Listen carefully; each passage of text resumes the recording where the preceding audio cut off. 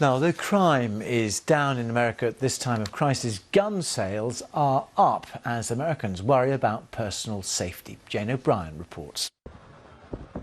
First-time gun buyers lining up outside a store near San Francisco.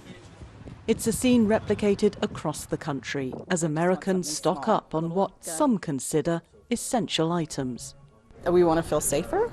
The mentality of some people that they get crazy and desperate and you never know what's going to happen. But as cities remain in lockdown, there's been a sharp decline in reported crime. From Chicago to LA and in New York, the epicenter of the virus, serious crime has seen a double-digit drop. But 20% of New York's police force is also sick, an example of why Americans who've never owned a gun now feel they need one.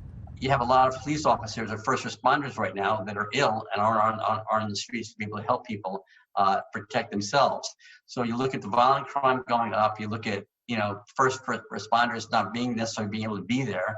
The first line of defense to protect yourself is yourself. The Second Amendment guarantees the right to bear arms, but exercising that right during the pandemic has become dependent on where you live. The federal government says gun stores are essential businesses and should stay open. But the hodgepodge of existing controls in different states has become more pronounced with the power of individual governors to impose emergency restrictions.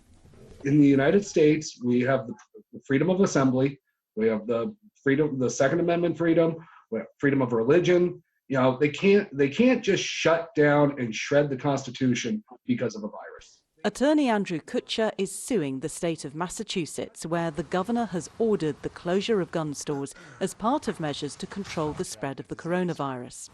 This is nothing more than an attempt to bankrupt every gun store in Massachusetts. So when we can finally get through this critical time in our nation's history, or the world history, let's face it, that they would not be able to open. Americans have already given up significant freedoms, many protected by the Constitution. Who has the authority to order such restrictions and enforce them is an ongoing political and legal debate. With a government that is out of control. And it's not just gun rights. Across the country, Americans have begun protesting against restrictions they say are creating more harm than the virus itself. Ultimately, such measures will only work for as long as citizens themselves agree to them. Jane O'Brien, BBC News.